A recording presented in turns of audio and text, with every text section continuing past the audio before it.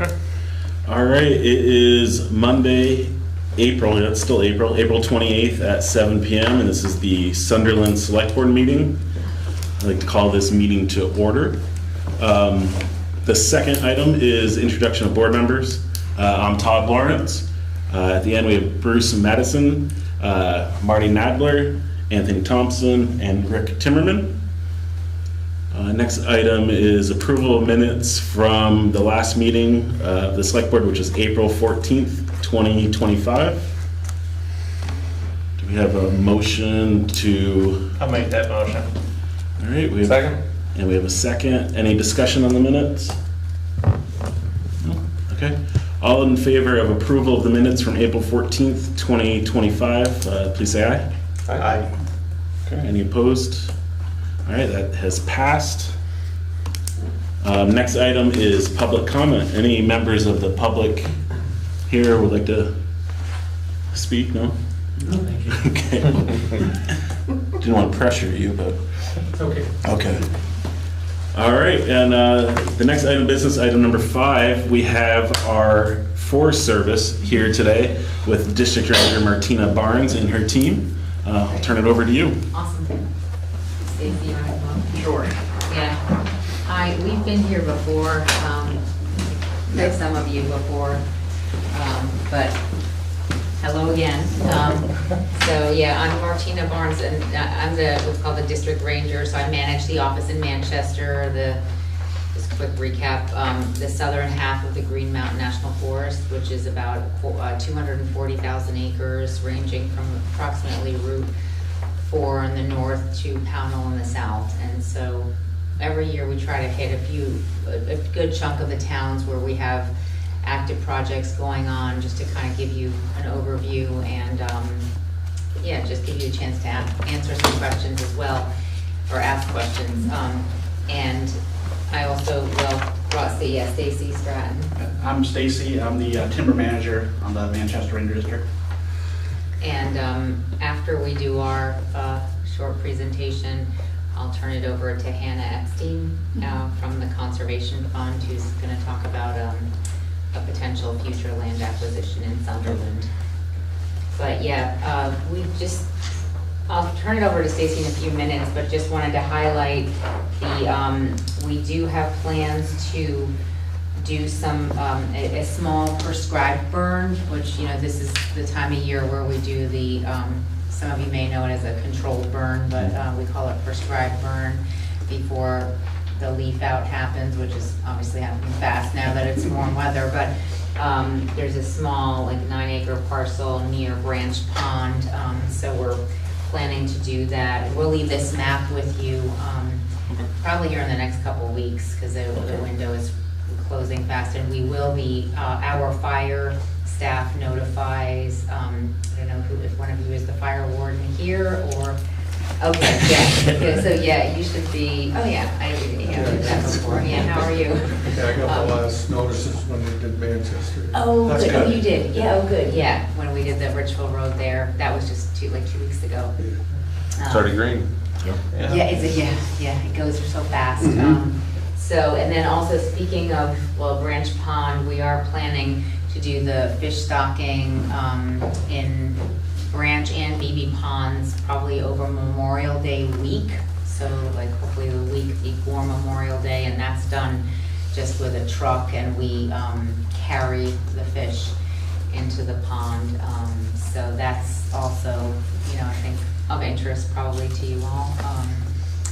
So yeah, those are some things happening in Sunderland, and then I'll just pass it over to Stacy for the Sure. current update. Sure. We sold the South Fork Timber Sale, which is down the McIntyre Road, a couple of years ago to Hunter Excavation. And we kind of coordinated a few things there. There's that, I think it's bridge number 1, is kind of a tough curb on the Kelly Stand Road. And so I think that, you know, the town would give permission to kind of fill in a culvert, you know, kind of fill a ditch on one side and make a wider swing. But one of the things we would like to ask is if Hunter does decide to operate this winter or in following winters, is if maybe Sunderland could pass an ordinance to, you know, not allow access to that part of the Kelly Stand Road, because it's going to get plowed. And if something's not done, people are gonna drive all the way up and block the road off. And so we were hoping that we could work with the town to maybe have an ordinance where, they can only go past just a certain point, and that's it. That's something we can work out in the future. Just if we don't, when we plow all the way up to the pond turnaround there, people will be driving and parking way up there. And that'll be a mess for everybody in every snowstorm, so. But that's something for us to think about in the future, so it hasn't been sold, but it hasn't been operated on yet. And Hunter does know that he needs to come to the town for any permits that might be needed.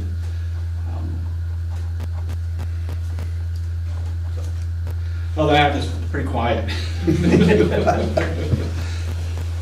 Any questions about this before I turn it over to Hannah? Does anyone have any questions? I have one. Does that be a good thing to put a gate up? Keep cars from going up when you're plowing? Well, we were thinking if there's just an ordinance that either the game warden or the state police could enforce, or even our law enforcement.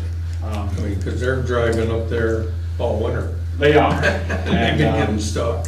I guess So- just since it's not a Forest Service road. It's not, so we would just need, that type of, if we work in town, I don't know how we could solve that problem. But once it does get plowed, it'll really get bad. People already make mistakes and go on a snowmobile trail, and we tow them out every winter, but if we start plowing, then it might become even worse for a problem. It was just something to throw out there for us to maybe work on in the future if this goes forward, if there's any brainstorming we can do or something, but. There's that, like some, or at least signs to put up saying, we still have some time, because it's still, probably, It's all winter anyway, so Yeah. I don't know if he's operating, so. and we We won't. did talk to somebody about filling that ditch in too, I can't remember who it was. Well, I know that I was here a couple of years ago talking with you about it, and then I think it's Hunter Costas, I think he probably had, or maybe Yeah. one of his people had Yeah, called you. that's about not that big a deal to fill Yeah, it. you'll pull it all out. We fill it with rocks and Yeah. the water. Yeah, That's more so to catch the landslides. yeah, exactly, yeah, but when they go across the road. That's why we got it so deep right there. But yeah, I don't want to forget, you had a question there. What about snowmobiles and the trails?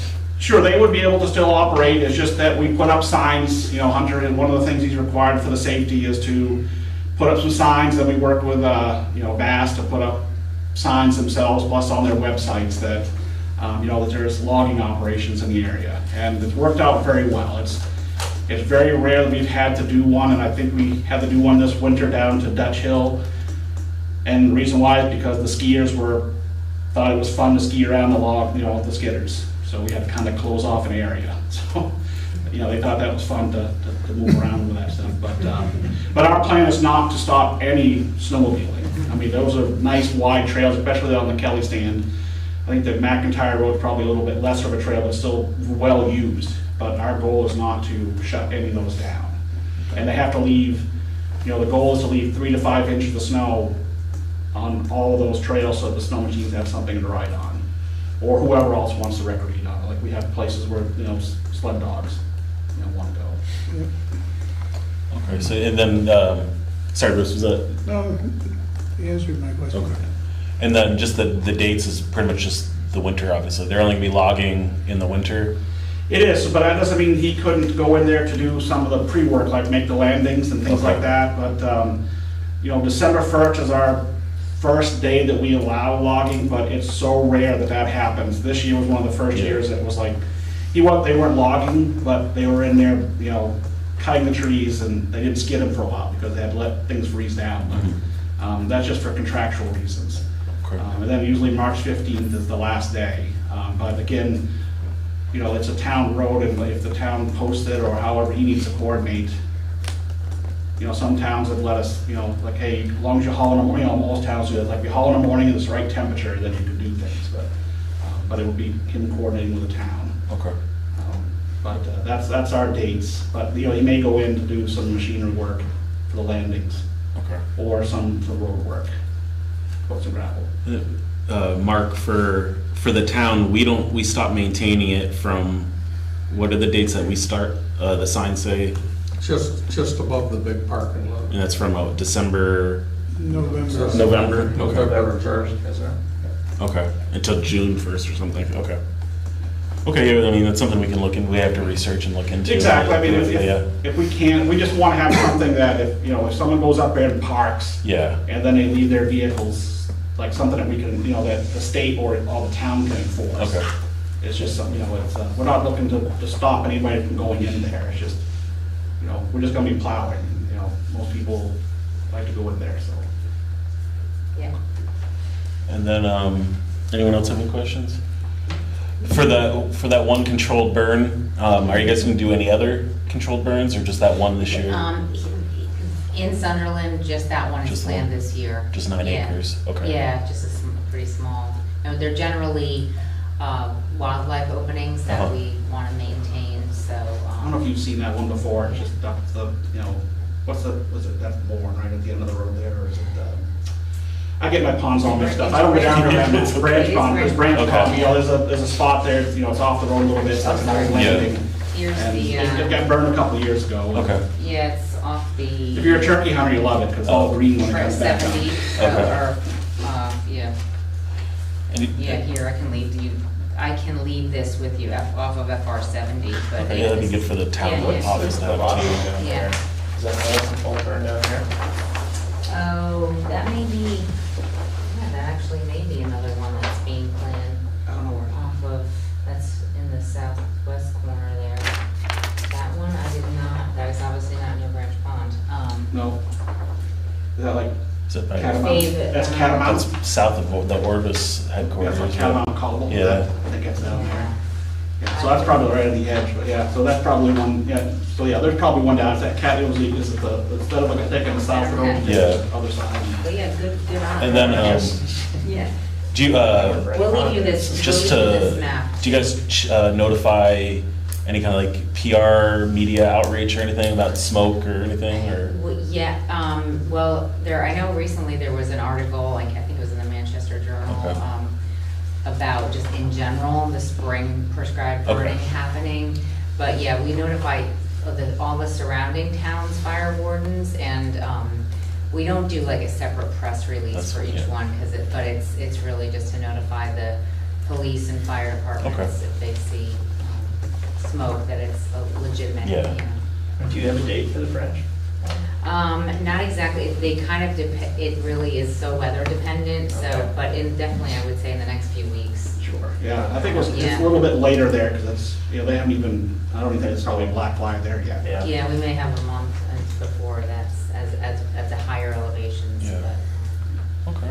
But we'll leave you this map, and, yeah, then I'll turn it over to Hannah, who's just gonna talk about this parts farm holding. Appreciate it. Oh, yeah. And then you can always call us anytime, or any of the residents can, you know, or by email, and we'll be glad to talk to My them. job. That's all. Hang on one second. That material we have in your parking lot, we're gonna be taking up to the upper part of the road, once the road dries up. Is that the snowmobile parking lot, you mean? or- Yes, we have a pile in Oh, that yes. snowmobile parking lot.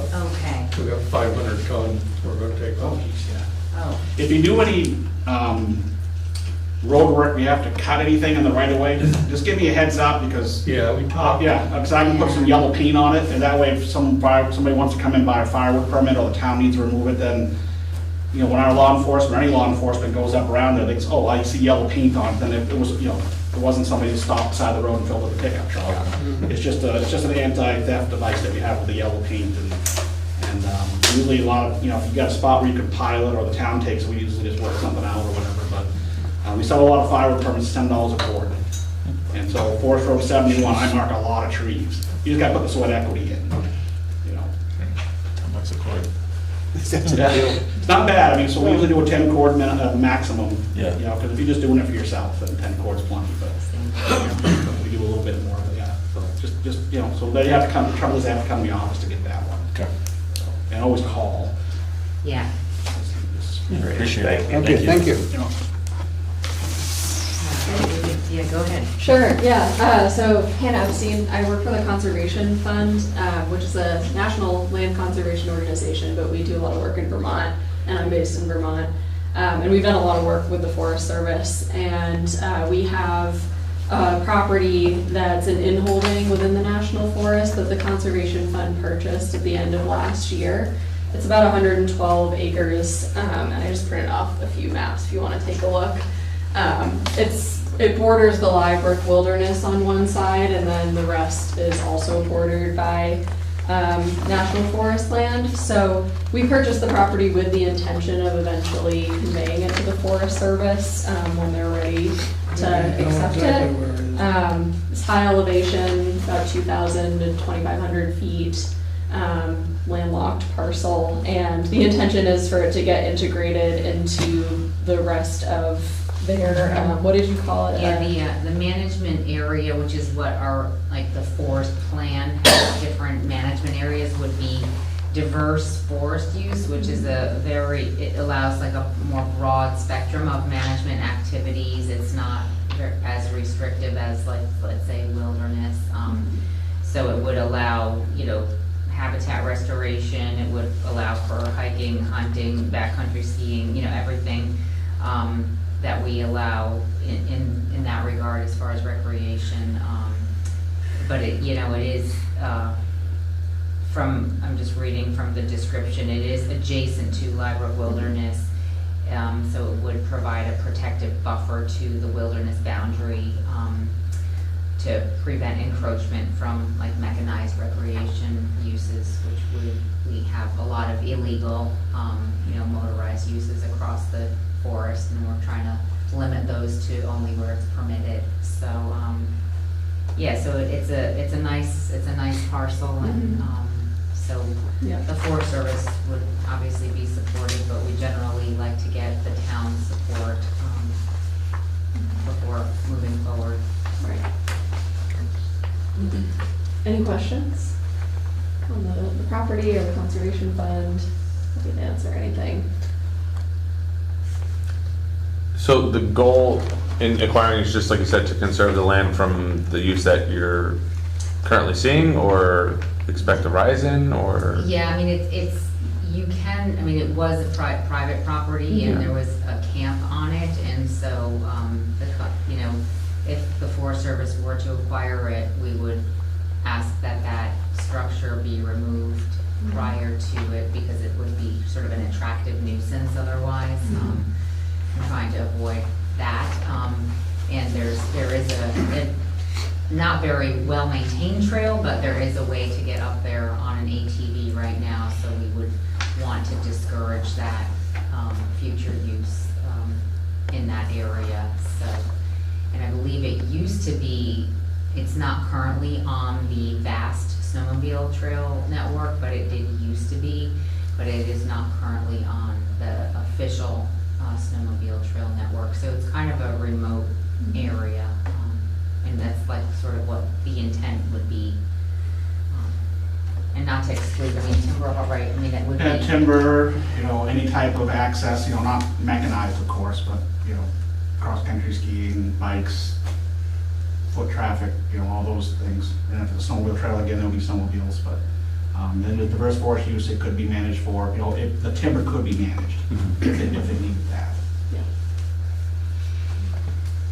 I've hunted it since I was 9 years old, and I've Oh, did you? used different kind of vehicles, four-wheelers and Jeeps, and so I'd be probably against it myself, because of the fact that there's very few places to hunt with the development of the lower land. A lot of hunters are moving more to the mountains, and it's pretty hard to access. I used to go up the mountain and down the mountain sometimes, walking back when I was younger, so. I kind of, you do what you want, but I'm pretty much against not allowing the four-wheelers, because there's not many places in southern Vermont that they're allowed to go, and northern Vermont has plenty of them, trails. So, just my personal opinion. Any other questions, comments, or? So maybe, it's no rush, like this is, if it even were to happen, it would be, years probably Yeah, realistically from now. probably, right, 2 to 3 years at least. Yeah. And the conservation fund is just owning it privately in the meantime. Okay. Just as a private landowner essentially, which it was privately owned prior to the fund purchasing it too. Okay. And this might be a good thing too, if we do have the time to You can do a inform, site visit, or you can arrange planning, a site planning, visit. zoning, just see what they're, people that deal more with properties and land and stuff would think about it too, but yeah, okay. So I think, yeah, just I guess be in touch with me, since it is, our hope to have it be part of the National Forest, but, yeah, we could even arrange maybe a site visit if you're interested, that may be another thing we could plan at some point. I know it very well. But sometimes that's helpful, just to actually get out there Yeah. and see it, and, yeah. Yeah, I guess I would just want to know, to Bruce's point, who's using it, and, if you're gathering our support in this, are we accounting for the townspeople who are currently using that property or would like to continue using it? So Yeah, I think that's a mean, fair due diligence, yeah. Right, yeah, so I guess since it was privately owned, I'm guessing they were using it, so, but I don't know, Yeah. I guess the intent would be for it to be used, yeah, definitely. Right. And integrated into the National Forest, it'll be open to the public. Yeah, there's camps on the bottom Right, that yeah, hunters go up through, and yeah. they've been doing it for years. Is it just the one property you would want removed or any structure like that? I think it's just the one structure, as far as I know, when Okay. I was up there Yeah. last summer, right? Yeah, it's just the one. There's another, 25 acre lot there, Yeah, that's, so that you couldn't really shut down that road to the four-wheelers to there, right? If it's their deeded access, then, I don't mean to speak for your Yeah, management, yeah, that's the yeah, definitely, forest prerogative. yeah, and I don't know the details about that property, but yeah, obviously, if there's private property, we have to provide legal access to them. Yeah, well, I can pass this just to the people that deal with properties and parcels in town, see what they think too, zoning and planning, get their opinions on it, and be Yeah, in touch. if there's any questions, feel free to reach out. Okay, appreciate it. Great, well, if you don't have any questions, I think we're gonna head out and let you guys get on. Do we have, other than Martina, I think we have your contact. Is that enough Yeah. if we need to follow up with? Perfect, Okay. yeah. All right, appreciate it. Thank you very much. Thank you. Thank you. Okay, have a good one. You too. So next up on the agenda, Bruce, Highway Liaison. I have 2 items I just carried over. Yep, the excavator bucket and the boxes. Let's see, I might be, it's kind of related. Do you mind if I chime in real quick? Yeah. Caroline dropped off some stuff before. Got the 3 estimates? I see, just double check, make sure I get the right things. Liquor license. Smith. Here's one for the shipping containers. Pass that around. I don't have anything for the bucket though. No, we don't, we haven't worked on it. Okay. Figured we get the containers out of there. Is it surviving? Oh, then there's another. The bucket surviving? Yeah, we had to do a little welding on it. And then also for the shipping containers too, for the board. We have to sign the application for land use and development permit for the shipping containers also.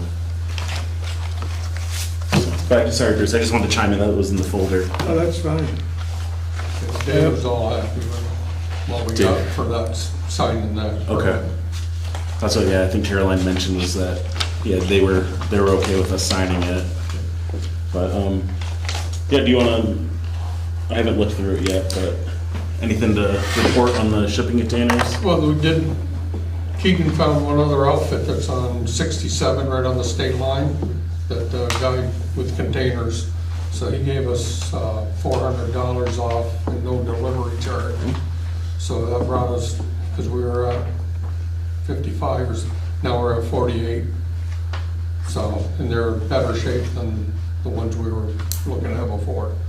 So, The New then we hit England, another place up New England Enterprise. Pittsburgh. Yeah. So, Yeah. used to be Yeah, Seashells. I just want to see the town. Yeah, you gotta be careful with that one. Yeah. My sister used to screw that one up. Yeah, no, they do sell them up there. Yeah, then we hit the place over by Washington County Fair. Okay, So we got the 3, appreciate it. yeah, so. I guess I make a motion to, well, we'll wait for Rick. You know, you want to do the application for land use development permit? You want to do this one first? Sure. While Rick looks at it, and then, yeah, so this is just the permit, because we talked about it, even though the town's not, I don't think the town's obliged to go through. Right. But as a leading by example thing, the town was deciding to go through the planning and the zoning, and it's the application for land use, and so they're looking for a signature. I don't know, Bruce, you want to sign it, or do you want me to sign it? or- Go ahead. But yeah, we'll have to probably have a motion for, Motion that Todd sign the application. yeah, application for land use and development permit.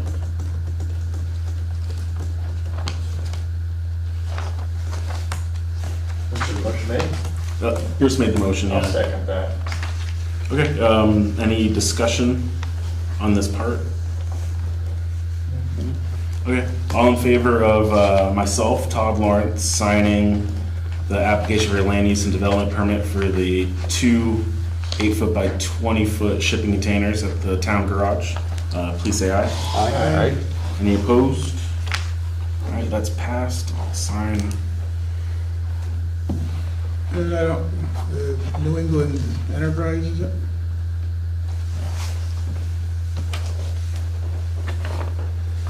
Yeah, I'd make a motion that we go with the local New England Enterprise for the 2 shipping containers for $4,800. Second? Okay, so we have a motion and we have a second to go with New England Enterprises for 2 8-foot by 20-foot shipping containers for $4,800. Any discussion? Okay, all in favor, and sorry, for the discussion, I believe this was coming out of the Special Projects Fund finance, was that correct? Yeah. Because this was leaning towards back in the ARPA with storage and getting equipment out of the elements, and also for the MERC grant moving forward, moving stuff around, correct? Yeah. Okay, so I just wanted to throw that out there too, that this will be coming out of the Special Projects Fund. Okay, so I think I left off, all in favor of going with New England Enterprises for the 2 shipping containers, please say aye. Aye. Aye. Any opposed? Okay, that has passed. And I don't think there's any place to sign, so, Yeah, yeah, that's fine.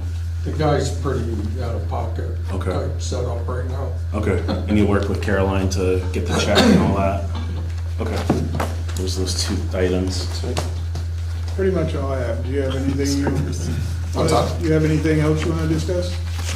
The new truck should be going up mid-June for its body. And what else? We'll try to get the prices from the bucket for the Okay. next one. Okay. Yeah, I don't know if it'd be the first one or second one. Shouldn't be, Yeah, I think for May, I think we're only gonna have, I think, 1 meeting in May because of Memorial Day at the end. Yeah. So I think May 12th is the next meeting, and then, we'll try to get them in before then. okay, That brings up a question. yeah. Did we know if the money got transferred from the insurance to the reserve fund for the truck? I don't have followed up with that. I'll ask tomorrow. Yeah, I think the we approved doing it. Yeah, I mean, if the money's been sent, it's in there, and because Then, the yeah. one checking account, and then it goes in the software and it gets distributed that way. So it'd be administrative, but I think if the money's been sent, then it's in there somewhere. Yeah, it could be in the insurance, it was going to the insurance, and then we voted to Move it. move it to the reserve. Yeah. Okay. And you'll follow up? Yeah. Okay. Mark, do you know, I don't want to open up Pandora's box, but have we got confirmation from Viking that the pricing is still valid? Last I know, nothing changed. Well, Last time I talked to Mike, yeah, just due to the tariffs and, because the Yeah. body is coming out of Canada. yeah, I mean, it's a signed contract, I mean, It doesn't mean anything in today's world. I think I'd like to think we're close enough to be taking the truck. If they were gonna change the price on us, they'd say something.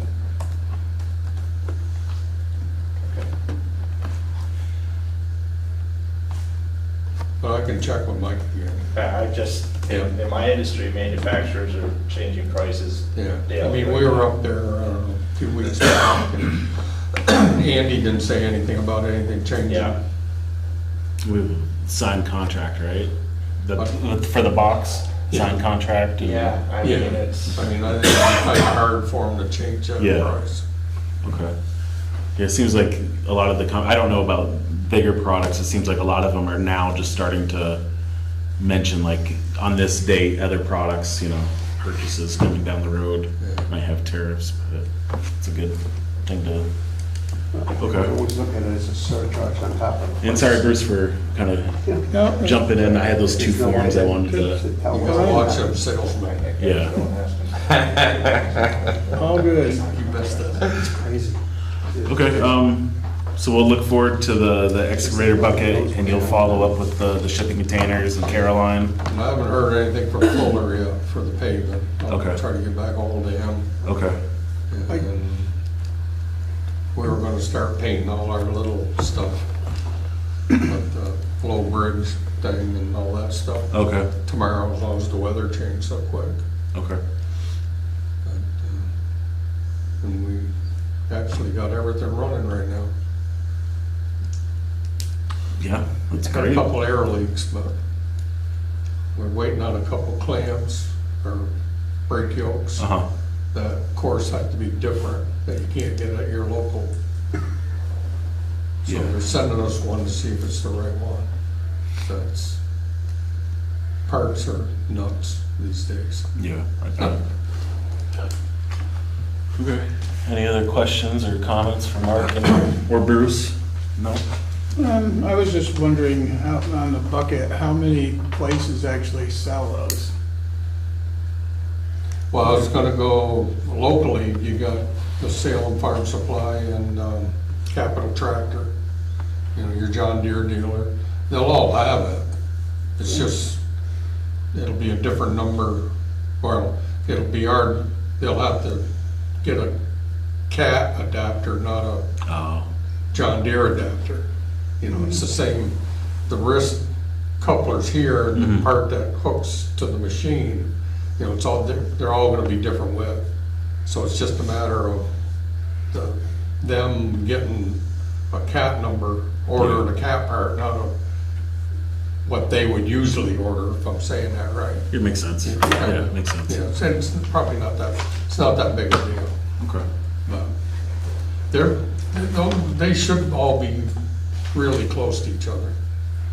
Because it's kind of a set thing. Yeah, It's not, and if one of them's way out, then you know which one's really money hungry. yeah. Or clueless, yeah. Yeah, I think I had, the one question, I think we mentioned that once, was that guardrail on the south end of the bridge, the covered bridge, the one that's all mangled. And Yeah. I don't, do you guys, is that on like the list maybe for the summer to take a look yeah, at? we got parts. Okay, It'd be nice, actually, some of them were all rusted on the inside of the bridge. Yeah. Where they're, we wanted to change that. Okay. so, Yeah, it's on that list. It's Perfect. just, just wanted to double check. Yeah. Okay. Yeah, Yeah, we talked about it. okay. Thank you. Other than that, is Yeah. that all you got for me? Or? Yeah, I think so. I mean, I guess, I mean, I can hop in with the tree if it goes with the tree warden since you're here. Yeah, just for the tree, I met with Mark this morning. We walked down by the town office sign, and we picked probably a better spot than by the septic tank. We're not gonna have to deal with the root system and all that stuff. So if you go down, it's on the edge of the field down there. It's significant distance still from any power lines, and there's a cone down there. You can take a look. Mark's and the highway guys are gonna work with DigSafe, get that all checked, scanned, make sure it's not gonna go near any electrical conduit under there, and then hopefully we'll get that tree planted by early next week, latest probably, Yeah, because I right? mean, Yeah, they're pretty good about, you know, it's between today and Thursday that they'll show up. yeah, 72 hours. They're pretty I good think. about being there when they Okay, say that, perfect. so. Yeah, that's the only thing I had for that, but yeah, here, thank you. Other than that, all right. Appreciate it. Thanks, Mark. See you later. Okay, moving on. We got, item number 7 is the draft personnel policy review with Mr. Nadler. Yes, so each of you, I mailed each of you a copy of the personnel policy, the draft, asking you, do you have any edits or changes, questions, comments? I marked it. It's In the light of you being an educator, I didn't have a red pen, but I did mark it with a highlighter. I'll take your corrections. I have something I'll to, show you. I guess I might ask a question on, let me actually find the page. That's to do with the working second job. Section 8. Section 8, yeah.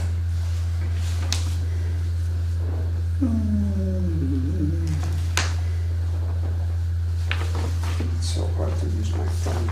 Do you want to look at this? Section 8. Oh, yes, I don't want it, yeah. That's actually, it's not a typo, it's the way it prints out. Oh, the I, Yeah, I circled all the I's because yeah, they no, were they're- capitalized. Yeah, the eyes were like, I saw That- it It's not, editing and it's like- not, it didn't get capitalized, just the way the printer is printing it. It sort of merges the lowercase I and the dot. Okay. What was your question? Actually,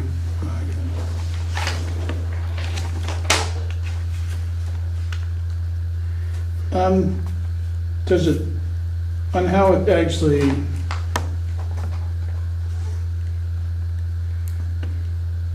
the employees are prohibited from undertaking outside employment that interferes with, do we actually have, well, I guess, I didn't know if we actually had the right to really, long as, but I guess if it's in their normal working hours, I guess we do. I just didn't know if we have the right to actually tell people what they can do. I don't think it's telling them what they can't do. I think it's just during the hours when they're working for the town, they can't have. Yeah. Right, or they can't have a job that's in conflict of interest with the town business. I think that's the big thing, is just making sure there isn't a conflict of interest, and any conflict of interest forms, once we're aware of any outside employment, has to be just filled out, I guess. Yep, yeah, I mean, it's unlikely that somebody would be, double dipping the time on, by doing 2 jobs on downtime. It's just that you have to legally put that in there as well as the conflict of interest. But chances are, nobody's gonna be doing 2 jobs at the same time. Yeah. I don't know, I just have a few Keep going. other ones where it's Sunderland, should it be? Same section? Section 1. One. Section 1.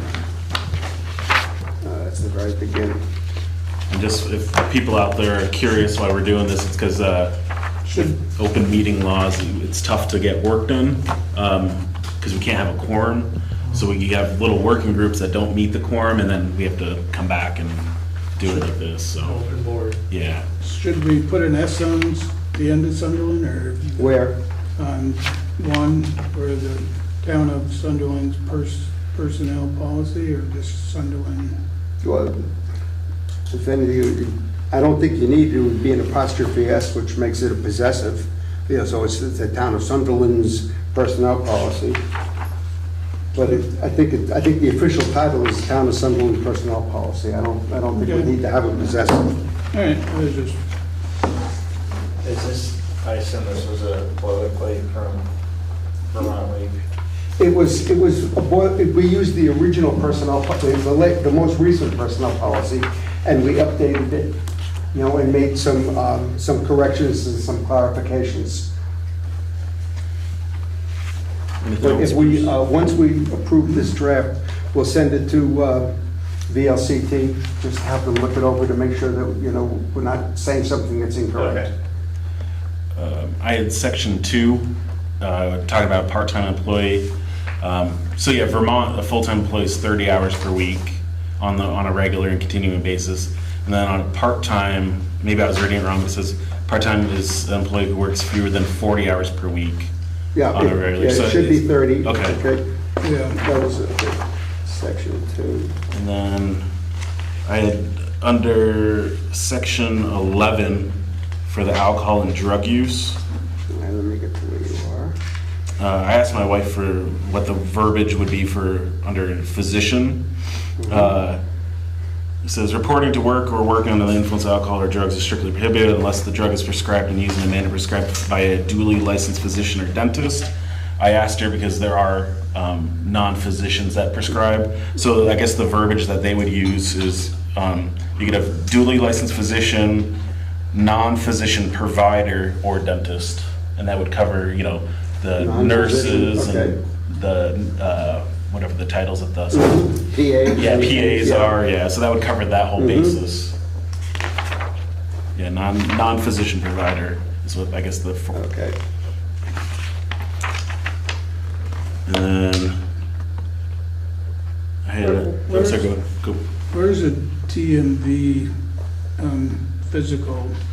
I know the Vermont League City and Towns thought it was a good idea for towns to have everybody go through the physical.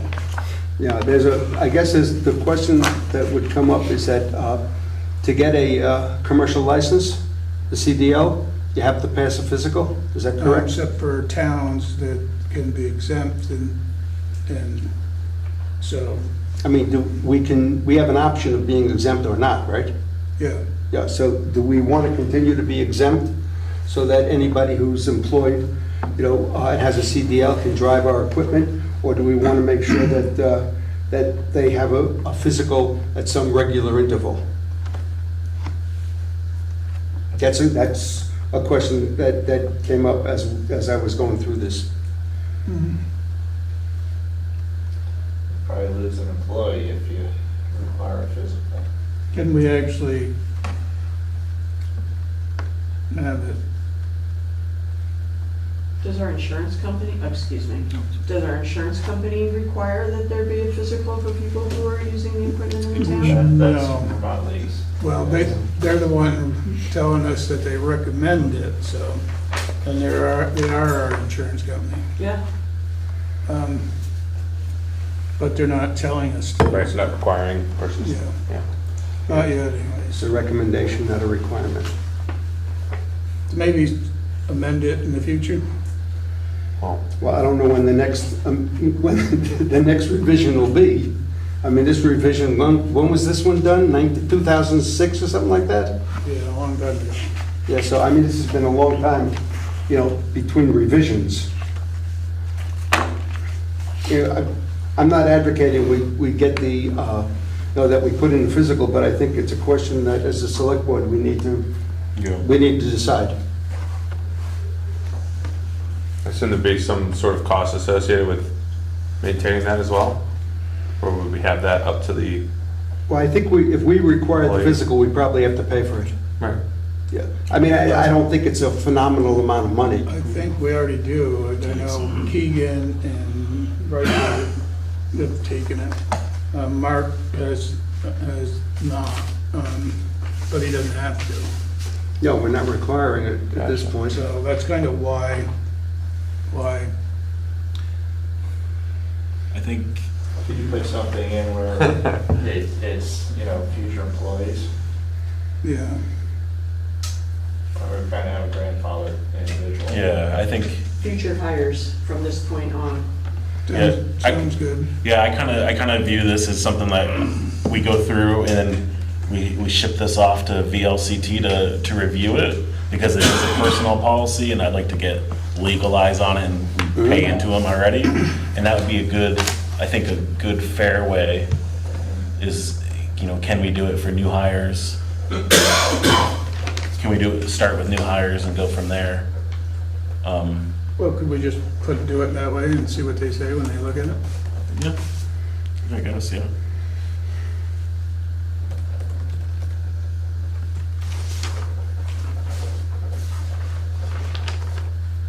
Yeah, especially if there are insurance providers and if it's something best practice that they recommend, it might be prudent to figure out a way to implement it at some point down the road.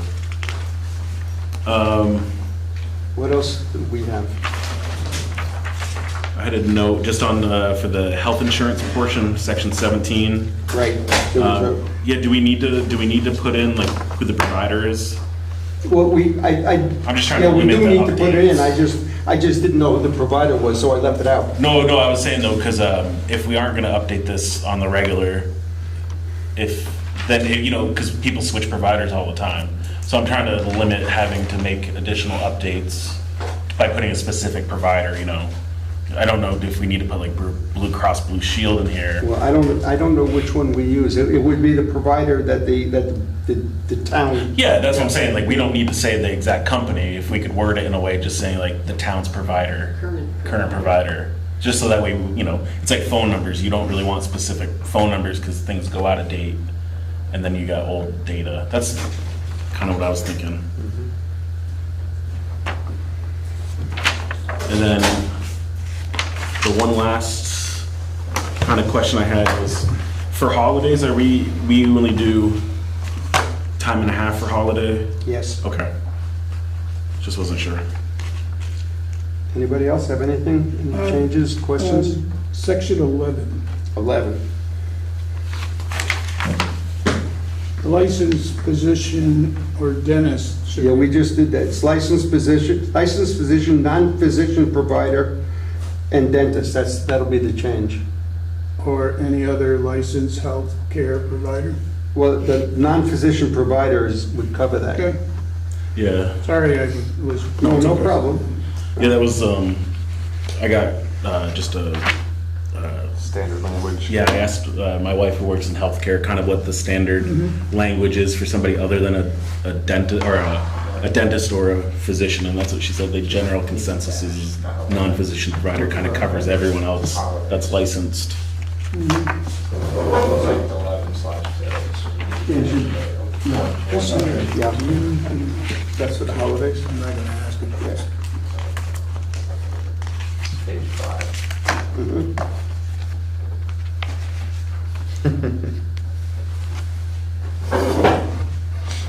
Seems like it's copy and paste from something, but it's, yeah. I was hoping I would find the small half, but I couldn't look. Yeah, I know. I guess one more on section 7. 7? Yep, Okay. the exact, I don't quite get that. So I'm just Googling it, a legal term, Gratuity. It's a legal term. demand or obtain, especially for payment, or especially a payment from someone. Okay. So yeah, it's just. Yeah, to exact something is to take it, you know, by demand, generally, you know.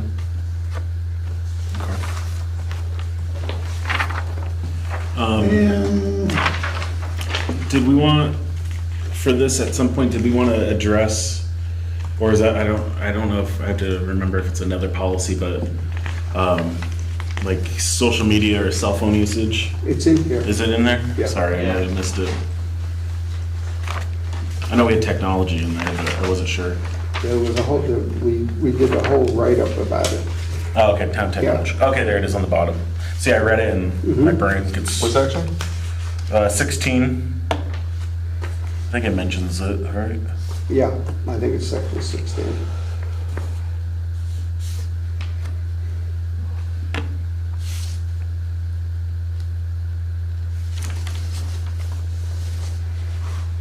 Oh, come on. I know pretty much all I know. I can't without it going around.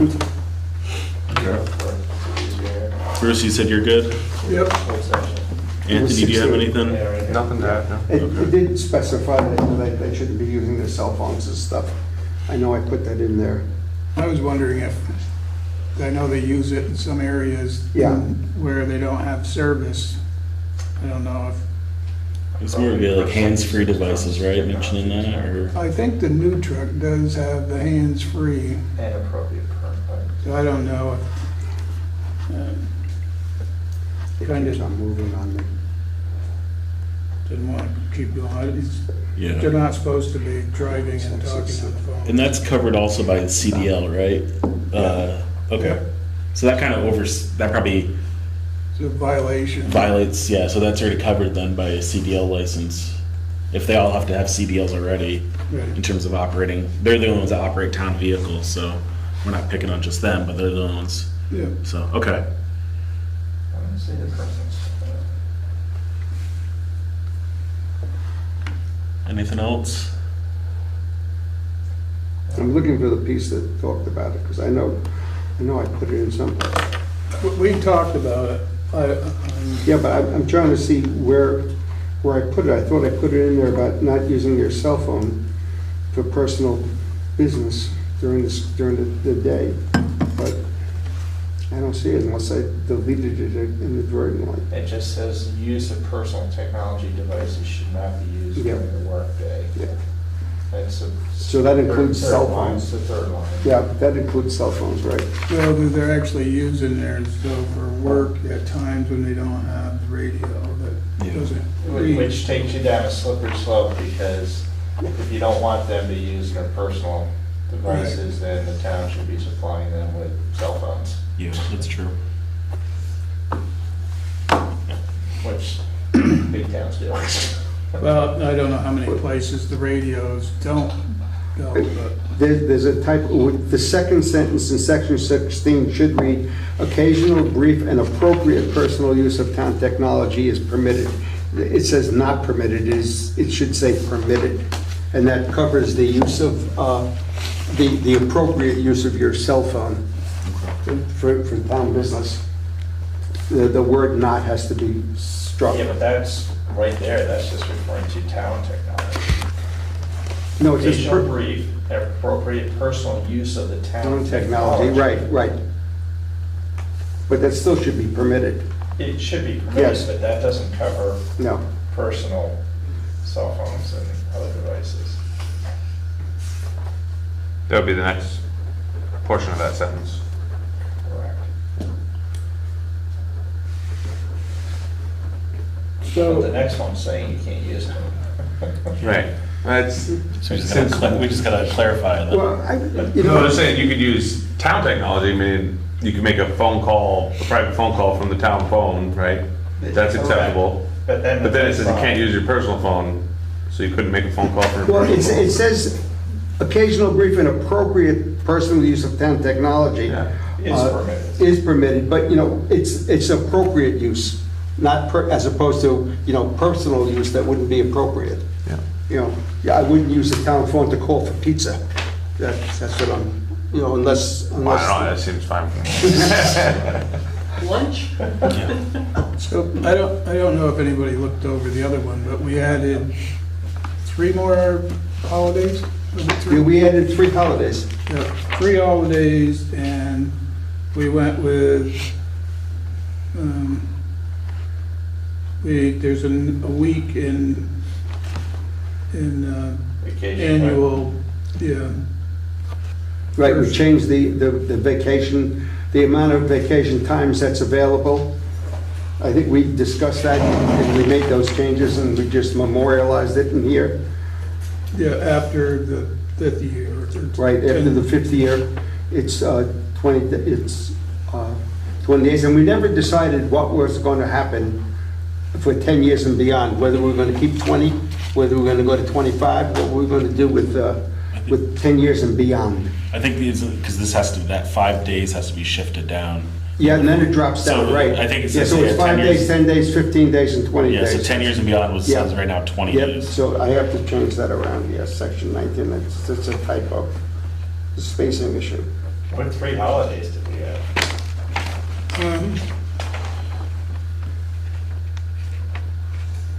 Is it Columbus, Veterans, and Martin Luther King, was that it? I think so, I think that was it.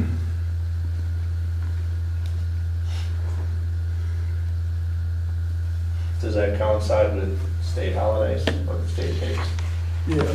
Yeah, those are, Matrix. well, those are, I think, well, Martin Luther King now is a federal holiday. They had, I was looking at the state, they have town meeting day. The state's complicated though, because they have it broken down between managerial, all the different labor groups, managerial, exempt, non-exempt, all that. So each group had various days from what I was looking. And then, like, I think town meeting day was pretty much straight across. Used to always be a holiday. Yeah, I mean, there was a Bennington Battle Day, you know. Juneteenth. That one only had like one labor group in there, or whatever the human Battle research. Day? No, Juneteenth. Oh. Yeah, they weren't all that one. There was only like one group that was, I think it was correctional officers. I think got that, Juneteenth. yeah. From what I can remember. So that's a start, I guess. I don't know what other towns are doing. So what's the next step for this? I'll make all these changes. Okay. I'll send it back out to you, for one last edit, and then we'll submit it to VLCT. I don't know if we really need to see it again. Yeah, we can't. I don't know if we can do. I don't think we can do like online edits for the documents. I think like the working group could, but I don't think all of us. I don't think it's kind of. I don't know. I'd have to double check. Well, I'll do Other the than edits. reviewing it, I don't think we can all work on it. But I think reviewing it we can just for info. So but- I'll do the edits. Okay. And then I'll send it back out to you sometime during this coming week. And then, if you could do one of two things. Either you could email me back and say it's fine, and then, I'll ask Caroline to submit it. Or, if there's something you need to discuss, we can discuss it at the first meeting in May. Okay, and then you'll ship it out to VLCT, is it the Municipal Operations Group or whatever Yeah, they have there? whatever the correct organization is, Yeah. I'll send it to Hopefully it'll them. be- So why don't we just, Marty, why don't you do the edits this time around, Mhm. and then distribute it to all of us, Yep. and then the next meeting, I mean. Yeah, that's fine. I mean, Right. Yeah, Yeah. okay, that works. there's no big deal. I mean, And then, yeah, because we'll only have one meeting in May, and then after that meeting, then we'll have some time Yeah. to send it off, let them Yeah. work on it. Okay, that's a good. and idea. then June 1st is the start of the new year. July 1st. July 1st. Yeah, so we should have it by, before that. You also had the sexual harassment policy draft. I don't know if you folks ever looked at that. There's no rush. I mean, we can look at that, in June and be done with it, because it's short. It's, like 2 pages or something like that. And They'll it's, just be attached to that, right? Hmm? They'll just go in the folder with that. Yeah, we'd have to just, it would be, this one and the sexual harassment policy would become, a packet, and employees would have to read both and sign off on both. Okay. And I wouldn't think that, this one makes sense to get it done by July 1st, because it does a little more impactful. The other ones are just the updates, right? So, I mean, if we didn't get those ones done by July 1st, then we can still. We work never on had a it. sexual harassment Yeah, so- policy, and we're required by law to have one. Okay. So it's going to be, it's pretty straightforward. Okay, you know. gotcha, okay. So if you don't have it, I'll send it back out to you. You want me to send it back out? I'm I sure- actually have it. Yeah. I'll review for the next meeting. Maybe I'll Okay. put that on the agenda for the next meeting also, Okay. and we can review that. Mhm. It's pretty much they're all the same, right? Yeah. It's pretty much state. Okay. Marty, is there required training on that policy for sexual harassment? Or is it just to have the policy itself? It's a good question. Now, in schools, it's required for staff to be trained. Right. I don't know if it's required for municipal employees to be trained. I mean, I could ask VLCT if it's required.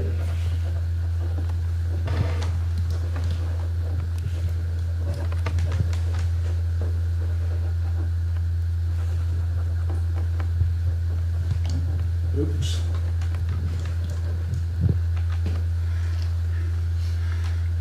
And I can't find anything from VLCT, just plain harassment. That apparently there's no model policy at all for harassment. I'm gonna see if I can find one like from the BRSU or something, then we can modify it. That would be a good question for that municipal individual that works for VLCT. I asked them, Well, when you should we get went to it. when we went to the meeting, Yeah. I asked them if they had a harassment policy, and they said, no, they don't have one. They have no model harassment Okay. policy. Maybe we'll be the first. This on the mouse pad. Maybe. You Okay. can do it. Do you want this or no? My copy or? I'll take it. I mean, Okay. I just want to, I got all the eyes. Yeah, the eyes, it's just the way the printer prints. I can't help it. Okay. All right. Inkjet printers sometimes, they're not as crisp as laser. So Marty, I'll put both of these subjects on the next agenda for Sounds follow-up. good. Does that work? Okay. Anything else for Marty? We're ready to move on to the next. Thanks, Marty. Okay, item number, 8, external financial audit status. So this is for the new members too. This is a carryover from previous year or years regarding getting a external financial audit. Apparently, it's not a secret, apparently the last external audit was about 7 years ago. We get audited every year by the elected town auditors, but it's best practice is to get an external audit. So we're now redoing this, and we're getting this up and running. What we're starting with is, I think it was January or February, there's an email from one accounting firm. I have it in here, but it's just offering a price of $28,000 to do an audit. There's no paperwork or anything. I'm trying to get us on kind of a standardized path of the best practice for getting kind of services and stuff is to do RFPs, requests for proposals. I'm not an expert on it, so I'm learning a lot as I go. I did send it out, I think on Sunday night. I made a rough request for proposal for an independent external audit service. The communication union district that I'm on, they just went through the process, and I used their form, and then the model VLCT form, threw it all in, came up with this.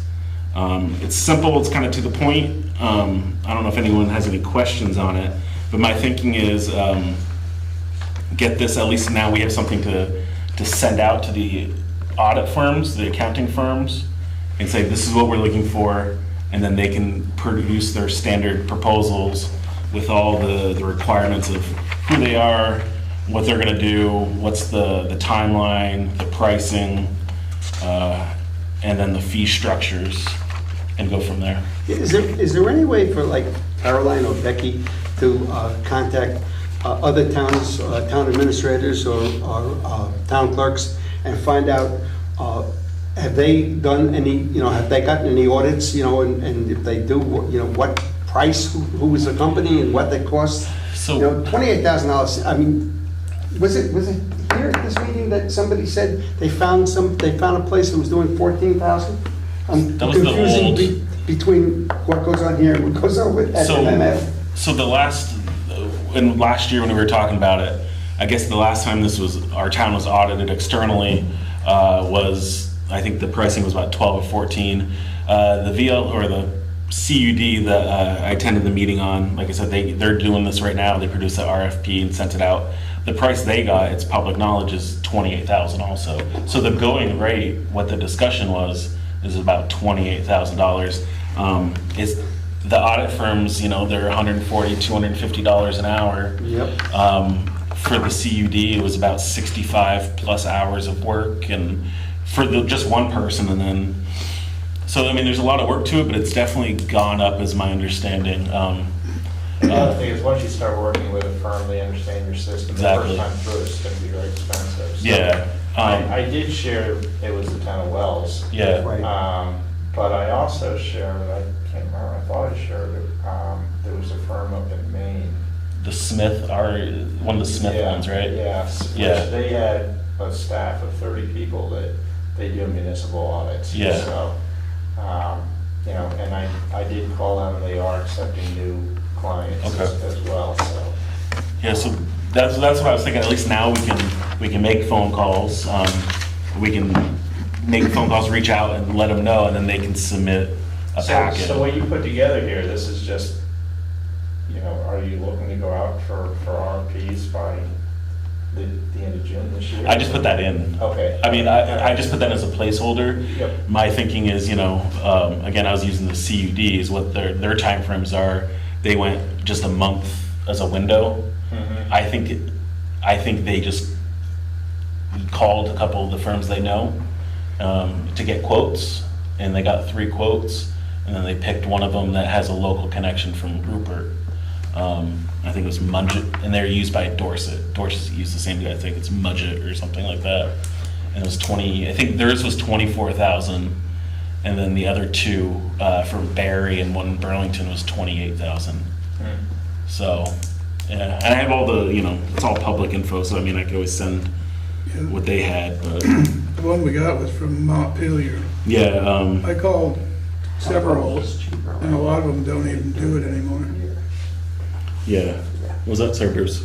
Well, there's a lot of places that used to do it that don't do it anymore. Yeah, yeah, it's definitely getting much tougher to find audit firms. I think I sent out to everyone a couple weeks ago, I found from Dixie and VLCT, they had a whole sheet of audit firms from like New England. I mean, my thinking is, you know, we could kind of piggyback, knowing that now the CUD reached out to those companies, this is what they offered, and then we have that one email, and then the Wells one. So that's 5 firms that we know do audits. We can reach out to those 5 and see if they're all close. I don't think we need to do like the full RFP procedures of newspapers, radio ads, stuff like that. But yeah, and so in the audit, it mentions, you know, our last audit was about 7 years, external audit was 7 years ago. We want to reestablish a 3-year audit cycle. I think that's what the recommended for small towns might be. So, you know, some towns use them instead of their own internal audits, they do them every year. But for an external, I think it was like 3 to 5 for a small town.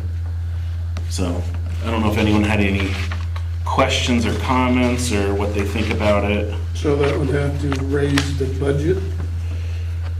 Well, I think what we talked about was this first audit, just to get it done, because it's been so long.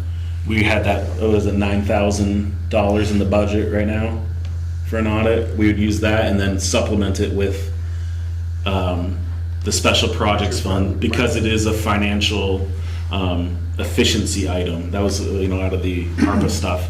And then moving forward, we would know what the price is, and then we would adjust what we put in that audit reserve fund each year after we get the pricing. I think that's kind of what the plan was. So we'd only touch the special reserve fund once, just to get it started and done with, and then we'd have that relationship hopefully. And yeah, and then it talks about too, I had it in there that, yeah, so it would be, they would provide us the quote for the pricing for the first year audit with an option for 2 more renewals if we wanted to, yeah. 3-year cycles, right. So that way, we, you know, some places like to build that relationship because it's easier for both parties, that we could renew later on. No, with an RFP, you don't have to Yeah. advertise the things again or anything like that, you just have to send it out to. Yeah. We want to try to get at least 3 quotes from. Yeah, but I figured this is at least a start, so, I don't know. What do you guys think? Sounds good. I think we should send it out and send it out to the 5 companies you know, Okay, and then see what we get back. okay. Do Looks you, like Arlington uses R.H.R. Smith out of Maine. that's the main one, right? Yep. Okay, I can do it. I don't know if anyone else really likes audits and financials, so if anyone wants to do it, if not, I'll do it and try my best not to get us blacklisted or whatever, but, You won't or get get a federal audit, but, okay. Do I need a motion or anything? I probably need a motion, right? Yeah, I'll move that we distribute the RFP to the 5 audit firms discussed at the meeting. Okay. Any, Second? second? Okay, we have a motion, we have a second. Any further discussion?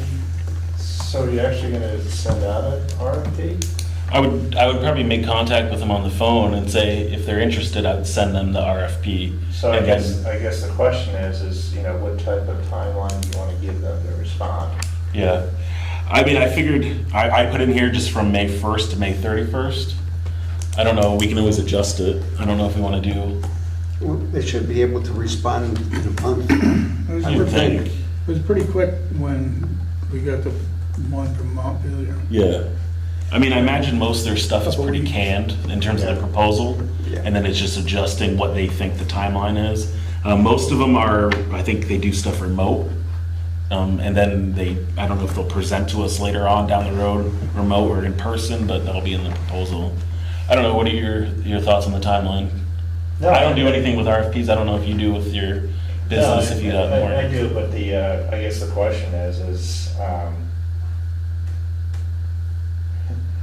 right now we have, $9,800 in the budget? Yeah. This year, and that's gonna roll over into a special, so we'll have 18, I mean. Oh, that makes sense. Do we have enough money? Did you say earlier we're then gonna use special? Yeah, we're gonna use special project Okay. To supplement, Okay. To supplement. All right. just this first one. Which is good, because a lot of times they'll look in to see what you have in your budget, and that's helps them guide their pricing. Yeah. Would it be better than, I didn't think about that one, would it be better than, if we do want to conserve the special project fund, to wait and get this, like the start date would be July 1st instead of July, make it so we have that 18,000 or, 19,000. Well, yeah, I mean, I read through this quickly, but when was your start date on this thing? I just put, I don't even know if I put a start date, to be honest. I can't imagine that they would get to start doing the audit No. for a Yeah. month or so, at least. So Yeah. we could, if they're gonna say, well, we can do it by June 15th, you might as well say by July and we'll be in the next fiscal We year. just won't sign a contract until we're ready. Yeah, it was, I mean, from looking at like the CUD contract and then the model VLCT, it was kind of like 2 extremes. One, the VLCT one had a lot of legal lingo and it's kind of tailored more to like big cities, it seemed like. Yeah. And some, you could get really aggressive and kind of dictate, you want these deliverables at this time. I don't know, I'm not an expert, so I didn't add that, but I don't know if everyone's fine with it, just wing it and see. Well, I mean, Start to date. get a proposal by May 31st seems reasonable to request. Yeah, and then, they would know we have to meet on, sometime in June, we would discuss it, approve it, and then most Yeah. likely they're not gonna start until July. Yeah, that's that would fine. flow pretty nicely. I'm seeing Like it. a lot Love it. of RFPs that are not quite as detailed as this. so Okay. that's good. Yeah, I'm just figuring out as I go, like life, So, anything else? Yeah, I just want to Yeah. know, like, are you for or against Oxford Comics? I see both versions. I went to Milton High School. I don't even know what an Oxford comma is. I just put commas where they feel they go. Let me know where is it? Generally, you don't have a comma before an and. That's That's the modern English rule. You know, I'm getting emails with emojis in it now Yeah. from State Amazing. Department, so, I mean. I get people who react to my email. I don't even know like how you do that. So- Oh my gosh. I think commas now are, if we're getting emojis in official government emails, then I think my comma might be okay. Those are all right. Oh, God. I don't know. I'm only busting your chops. Okay. Okay, so if we got no other comments or comma questions, and we're okay to proceed with this, I'll try my best to start reaching out to people. Tomorrow I'm busy, but I'll start calling on Wednesday probably.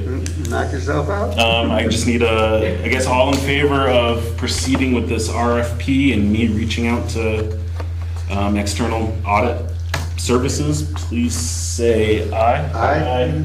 All right, any opposed? Not banning Todd from using semicolons. Yeah. Any opposed? No? Okay. I'll reach out and then I'll report back. Good lord. These meetings are getting tough. Yeah. All of our viewers are in for a treat, so, Recorded viewers only. yeah. Okay, next item, I have Mr. Rick Timmerman with Law Enforcement Liaison.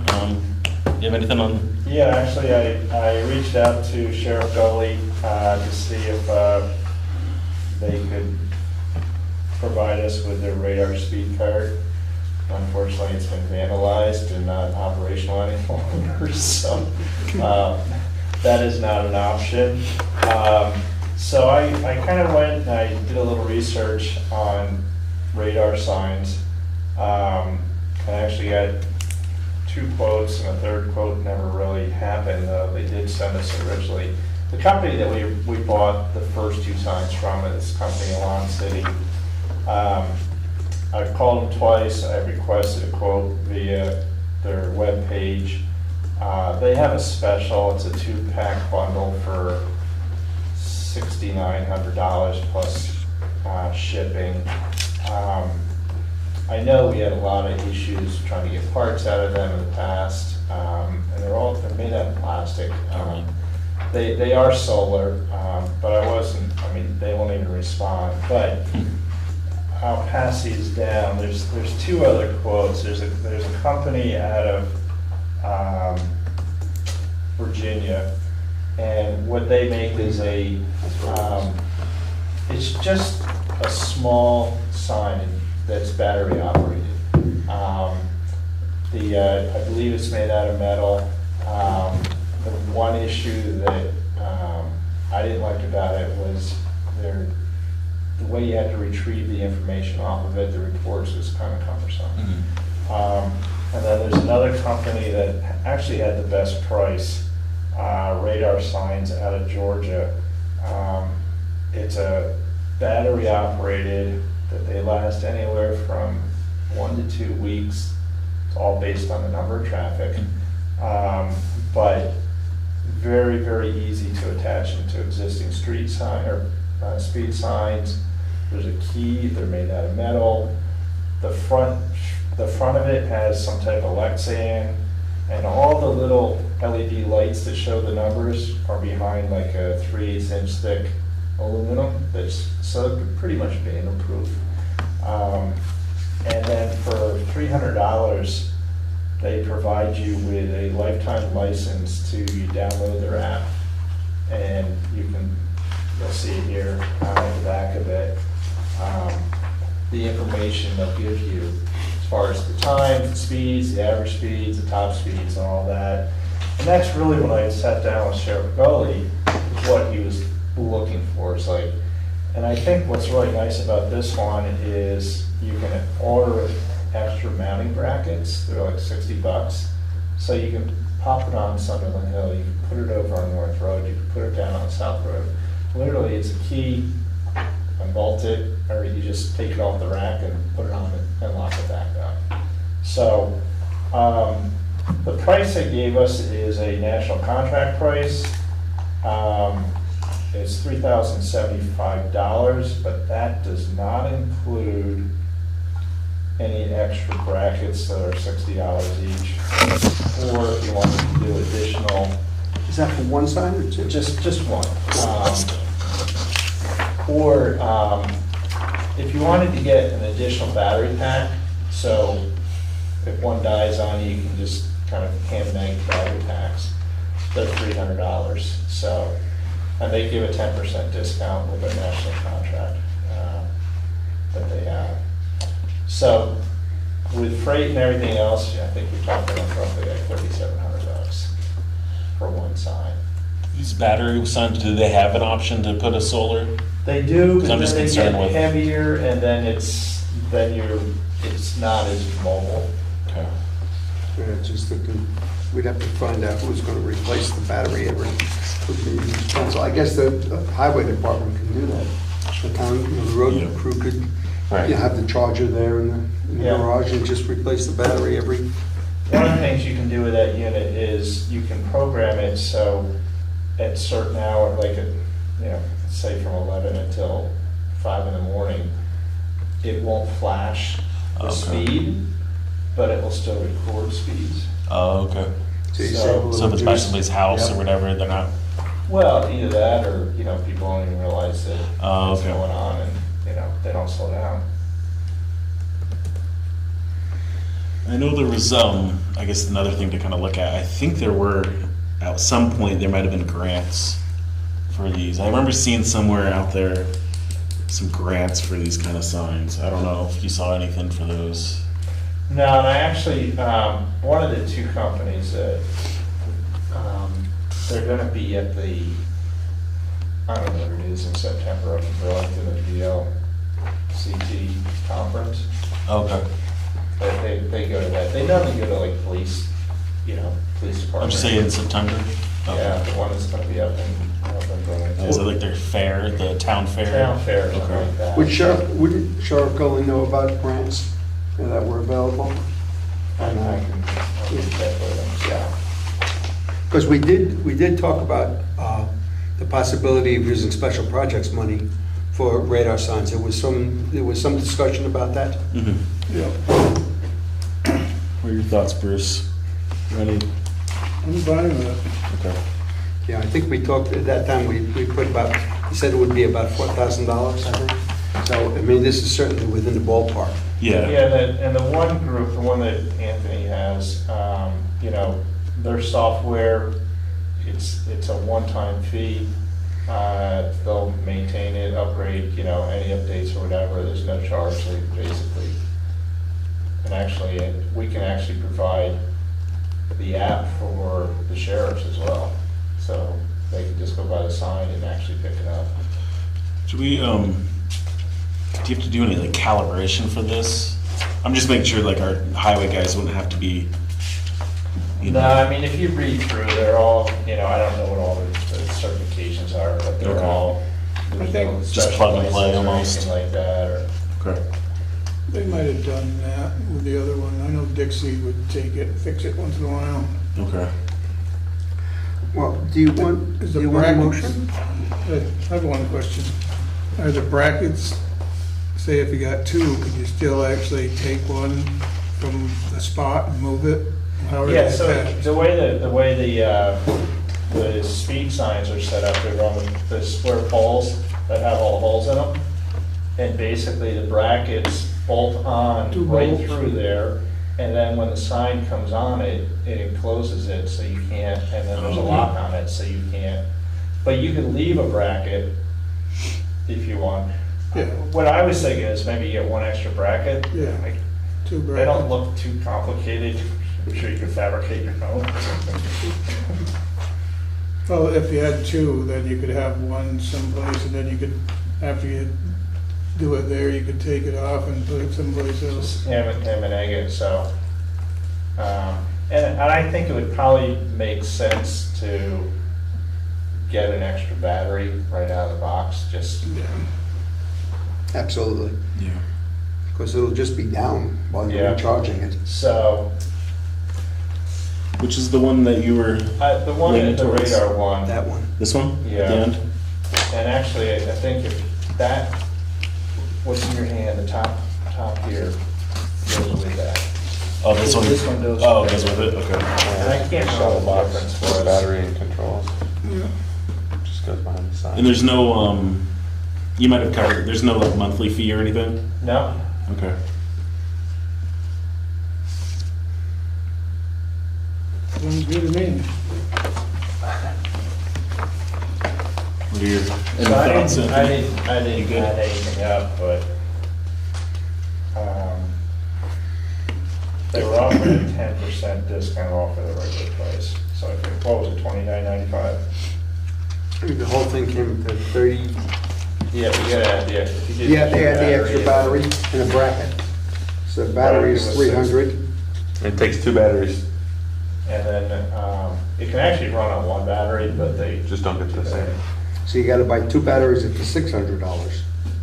Is that what we're saying? No, and the program is, I think it's $29.95, $60 for an extra bracket, $300 they already had in for their app, and then a battery's $300. Right. So that's $36.55 times 0.9. That's $32.89 plus whatever. What's the freight? I don't know. Was that for 1 or 2? That's just one. Okay. Okay, yeah, it specifically says, recommends you buy Shipping one is, extra battery, so you can $110. charge that one, and then the other battery will sustain it. Okay. That was my other question was how easy was it to get the battery out So it's for the It's like a guys? lawnmower battery, or 30, ones that are like small. 3400. Yeah, They didn't have to like unbolt it or take it off the sign? Okay. No, so this housing is behind the sign. Okay. You open the key, the sign swings out of the way, and you have access. So just to key the access, batteries. okay, so these guys could just pop it out in like 5 minutes? Yeah. Do you want me to make a motion? Yeah, if you'd like to. Sure, I'd make a motion that we use special project funds to purchase a radar sign from Radar Sign Incorporated, or whatever the name of the organization is. Two Right. signs or one sign? One sign with an additional bracket and an additional battery for approximately $3,400. The exact price to be determined, but with prior authorization. Second? All right, so we have a motion, we have a second. Any other discussion? At some point, we should decide where we want them. Yeah. But first, we should get them, then we'll think about Yeah, where we no, want and them. that's something that we can coordinate with, well, the highway department and the sheriff's department, Yeah. I I know. don't think there's issues. Yeah, and I know, I mean, obviously Sunderland Hill, I mean, I've gotten passed on double yellows, people have passed me all the time, and I don't go that slow, but, It's technically illegal if you're not slow. well, yeah, and then I've gotten stopped by some residents of the town, talk about North Road and some of the accidents that have happened on North Road too, so, and then the sheriff should know. Okay, so we have a motion, we have a second. It is legal to pass on double yellow in the state of Vermont. What? It is. If I'm going the It is. speed limit? It's absolutely legal. You can pass cars with double yellow unless there's a sign that says do not pass. No way. However, if you do get into an accident passing on a double yellow, you have 100% liability. Ah, okay. I'll tell you, if the constable for the town is coming the other direction in the town truck, it's not legal. That happened to me in high school. We're just on the verge of anarchy in this state. That's Okay. right. Do they have a lead time, or am I missing that? I think it's a couple of weeks. That's pretty quick. I should decide a location then, because it'll be here before we. I think you can actually move them from any of the speed signs, right? So I think you put them right on the 35 speed sign, put yeah. Yeah. one bracket here and one on the south road. It's just and then banding, so you probably don't even need a second bracket. You could just move the bracket, And we're just doing the speed, right? We're not, I think VLCT had a thing on speed signs or DOT or one of those things. We don't need to do like the faces or the strobe. We're not doing any of that, right? I don't want to do any of that.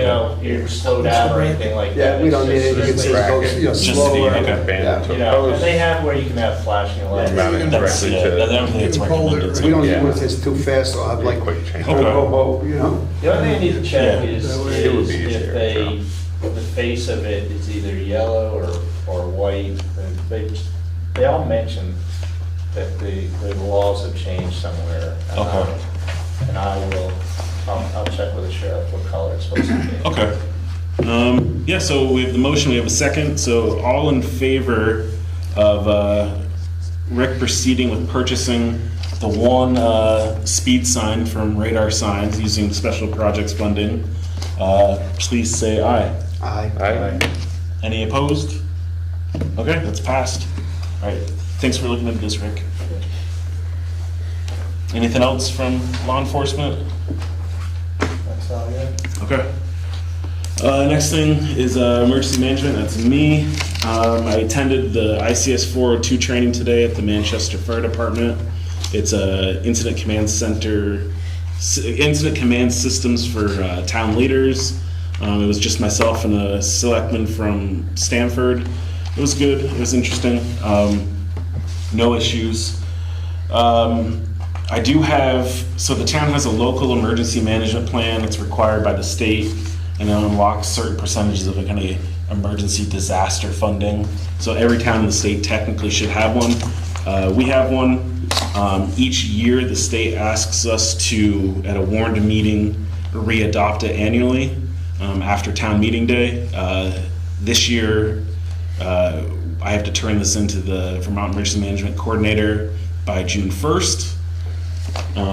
So I sent it out, I think on Sunday. There's nothing, they changed the formatting, so nothing really different. Tweaked a couple things, just where like the town equipment would go. I did add under vulnerable like populations, there is, I think they're gonna be operating a child care center off of 7A at some point. They went through the planning process. So I did add them in there in case of the emergency. It's good to know where child care centers are, so you can go with that one. So I have two forms. The first form is the municipal adoption form, and then under the contacts, I have myself. I did add, you need 3 contacts for the town. I did add Rick. I didn't told you yet, but I did add you, since you're the law enforcement liaison. And then in emergency, I did add Bruce in there, just in case, because you're the highway liaison. And so I added you 3 or you 2 in there along, just in case they can't get a hold of me, just to go with you 2 since you're law enforcement and highway. I am on the Regional Emergency Management Committee, countywide. They ask for representatives. I put myself down, obviously. They asked for another one. I don't know if anyone's interested to be my alternate. Andrew is my alternate. I tend to go to all these meetings.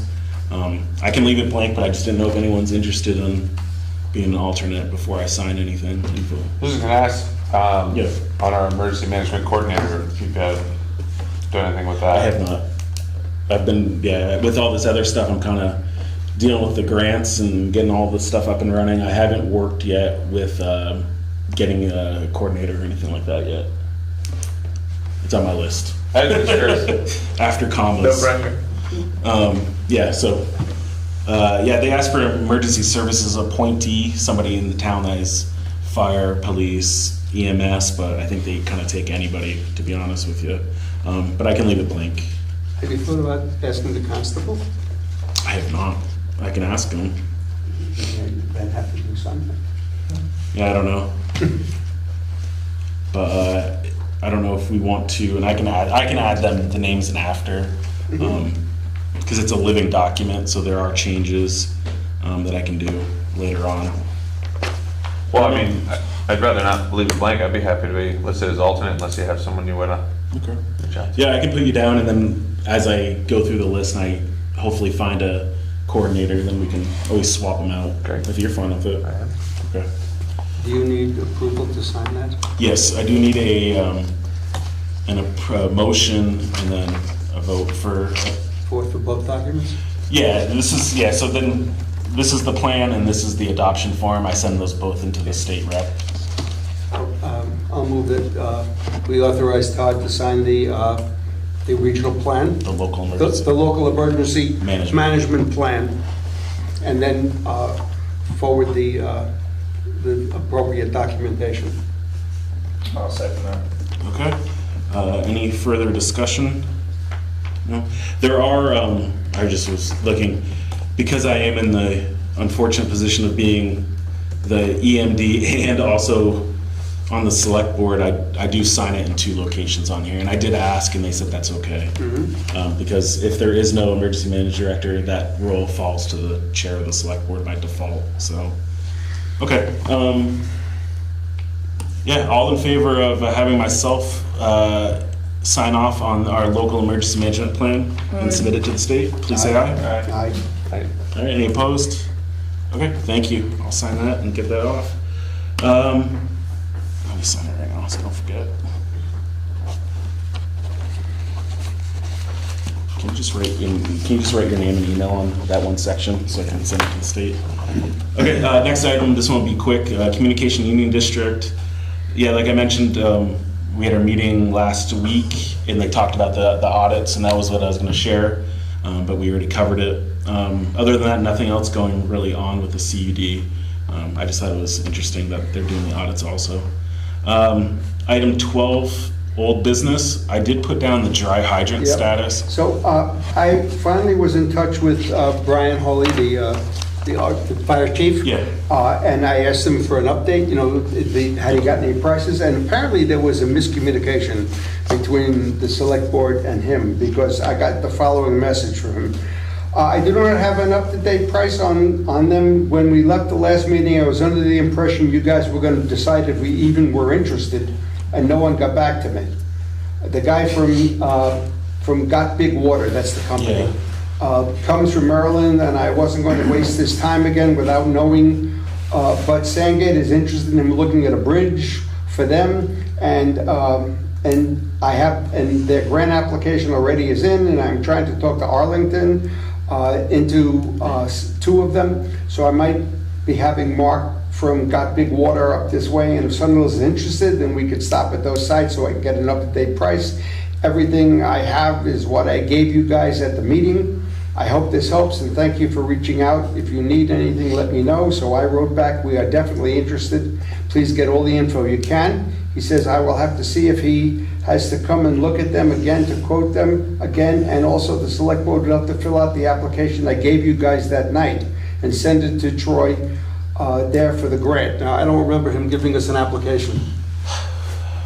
I know the grant on their website. That was the thing. I thought it was going to be Troy from, I think he comes from Maine, was going to come down in April to look at these sites, and then we were going to get back in touch once we knew the pricing to fill out the grant. That's where I was. Yeah, I mean, I thought that we were, we had said we were interested in doing it, and we just wanted the pricing. So apparently there was a miscommunication. Yeah, that's okay.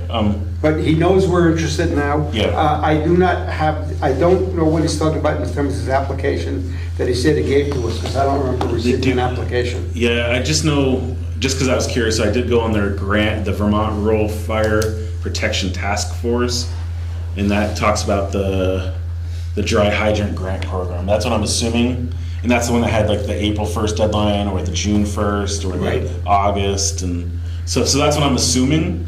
But it mentioned working with like your fire chief to fill it out, because some of that stuff is technical. So yeah, I don't really. So just the minutes from February 24th, when he came, said when the technician returns to the area in April, there would be new quotes. So you were not wrong there. But the deadlines for the grant applications would be April 15th, June 15th, and August 15th. Yeah, okay. Yeah. So there's no indication in the minutes that he gave us any kind of application to fill out, because I don't remember him giving us any paperwork. No, not anything those documents. Disclosure, I did the minutes, so I might have, I don't know. Seemed pretty detailed. I tried my best, but yeah, I didn't. Okay. That was my assumption, is that Troy was gonna come and then we were gonna reconvene. Right, find out the price and then approve it, Yeah. and submit the application for the grant. Yeah. Is it worth asking if the estimate for whatever bridge in Sandgate is similar to the needs of the 2 that we're looking at, and if he really needs to visit to provide an estimate? I think it was probably mostly due to like the height The and height, stuff for like yeah, the height, pipes and yeah, everything. because there's two different kinds. There's one kind that stays in the water, which is the one they have on Richville Road. Yeah. And we were interested in the swing downs. Yeah. So I don't know if Sandgate is looking for a swing down or, you know, one that's permanently in the water. But, I mean, he had figures. If I remember correctly, it was like $2,500 and the grant would go pick up the rest of it.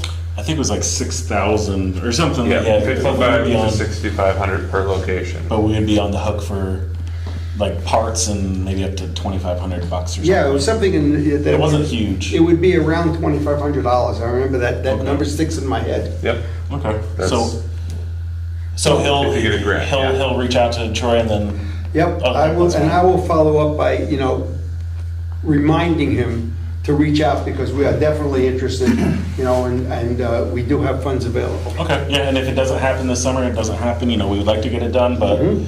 if, I think it, you know, What was the information for the site you were it's showing? the Vermont Rural Fire Protection Task Force. I think the website's vacd.org. It might be under the Vermont Association of Conservation Districts. And it was, I can email this out again. And there was a grant under 2025 RFP for application I packets. see it. Okay, Yeah, I'll just put the link in on right now. okay. Okay, so we'll just hold off until we hear Right. back. Mhm. Yeah, because, yeah, we're interested, but, you know. Okay, anything else, Marty? Nope. Anyone have anything else on that topic? No? Under new business, anybody have any new business? No? I think, I always forget, Caroline left some stuff in the folder. Does that usually go under new business or correspondence and signing of warrants? Okay, so we'll hold off on that. Okay. Actually, I have Yeah, go a ahead. quick question on the swing down. So on this form, it does say application deadlines of April 1st, June 1st, and August 1st. So if we're only meeting once in May, Yeah, any chance of meeting a June 1st deadline? depends. I don't know. I don't know if we'll be able to get everything that quickly from Brian. Okay. I mean, worst case, it's August, It'll but be just wanted August. to make sure that Yeah. was, Yep. we were just saying the 15th, but really it's the 1st. Yeah, and then I think it mentioned too, they try to get, I think, the spending and the installation done. And the town is the one, I think, that does the installation from what they said, right? I think we have to buy the pipes and stuff. I don't remember from the presentation. Want the fire department? No, like, the town helps out installing the hydrant, I believe, right? Yeah, but it mentioned, I think, in the grant too, like, they try to get everything paid and installed by winter time. So like, if we didn't meet the June 1st one and we went to the next deadline, then we would just have to try to make sure that There's we're, enough time to complete it. yeah. Yeah. And if not, they do this, it seems like every year, so. Yeah. If it does, you know, fall through the cracks, and at least they know now, then hopefully, you know, we can do it in the spring if we miss this next deadline. I just have one Yeah. other question. You're putting Dave Kiernan on the agenda for the first meeting in May? Oh, yeah, I can put it in there. I did talk to him today, because I was asking about the tree.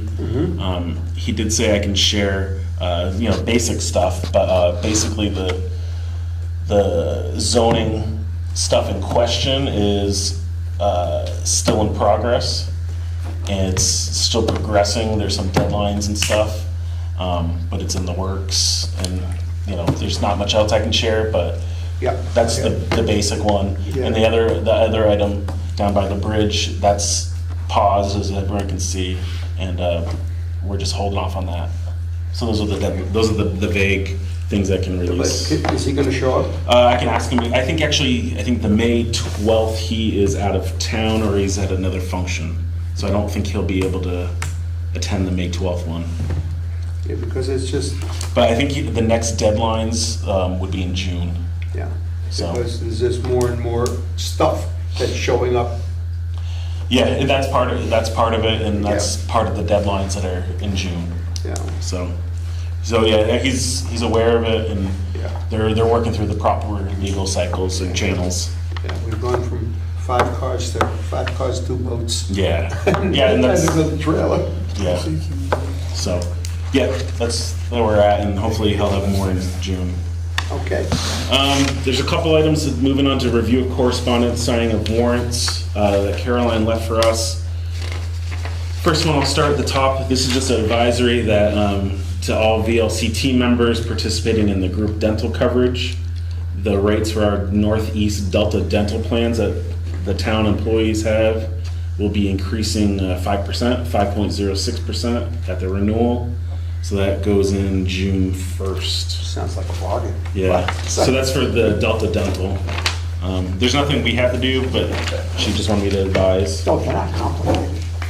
The next item is, she has a quote from Adams Lock and Key, $823 for the locksmith to come and rekey all of the locks on the exterior of the building. I think they're trying to get a new control of the access, and How many locks are there? looks like there's, for a service call there, and then there's 14 cylinders that need to be master keyed or rekeyed. Yeah. And then there's key by code, I don't know what that is, and then there's 22 keys. So yeah, I don't know the last time with all the keys, that might be, I don't want to get into security Used to be a stuff. locksmith. But yeah, they'd be rekeying all those. It does have a thing accepting a proposal. I don't know if I need to sign it, but So what fund is this coming out of? that's the, I guess we have to, probably before we sign it, probably should find out. I don't know if there is a maintenance Yeah. category, but I guess we'd have to find out before we sign it, right? Security. No, there is a building maintenance line item. Well, it is for the town, Yeah, and a special project. yeah, And The special anything- projects fund is anything going to that- become just a slush fund for everything that we want to buy and pay for. And that's really not its intent. Well, as long as everybody in the town benefits, I'm for it, so. yeah. I would imagine. I mean, I don't want to assume, but I'm going to. I would assume that we'd have to follow up and ask her, but there would be. She knows where this money would be coming from, what item it would be coming from. I would think so. I mean, I don't think she's just gonna start spending Yeah. money yet. It's, Yeah, and I think that's special. I agree with rekeying, especially if you don't have good records of who has keys over the years. I do agree with probably rekeying all this stuff and coming up with a new blank slate of who has keys, who doesn't have keys, and then access control to the town for liability reasons. I mean, What's the total? $823 for a service call, and then 14 cylinders rekeyed, 5 key by code, and then 22 keys. Well, if there isn't any place to come from, I don't think that security for the town special projects is $800 is a big deal. Yeah, I mean, I think we could, I mean, if we wanted to accept it, we could always, you could always say, you know, you could always word it that if need be, the funds can come from special projects, if there is not a line item, but I would assume there would be a line item for this. I don't know what your guys' thoughts are, if you want to hold off on it and follow up with her, or we can. What prompted this? I know the Caroline and Becca have been going through the office and kind of now going through all the documents, and they're kind of squaring away some stuff. So I don't know what's prompted it. I just know they've been trying to figure out the keys, and they've been working on the safe, or the safe and all that stuff. So I think they're going through access control right now as a new, The safe didn't work. yeah. I think they've been here for working on that thing. So can we approve it, after consulting with Caroline, Yeah. where the funds are coming from? probably. Yeah, I mean, it's rather than waiting another 2 weeks. I mean, I don't have a problem spending the money, but, I do have a problem with the special projects funds becoming, a place where we go to do normal town business. I can see that. I mean, this is kind of, the speed signs kind of that made it in the list because we've talked about it. Right. And some of this other stuff, and this is, kind of borderline on This is day-to-day town, business this stuff, is town so- maintenance, basically, as far as I'm concerned. Yeah, I mean, if you want to make a motion worded somehow to, I make a motion that we approve the Adams, the locksmith, Adams Lock and Security. to rekey all the, secure the doors at the town hall, after confirming with the town clerk where the funds to pay Yeah. for it. Well, do you want to put this through using existing town funds? Would that just solve the problem? And then it could be whatever code is available. You want to take the motion? Or is that an No, I mean, amendment? we can amend it, or you can just change the wording. Or gentleman's amendment, I guess, I don't know. Well, I just thought it would just, make it easier, I'm working on autosave here, guys. Okay. Okay, does someone want to do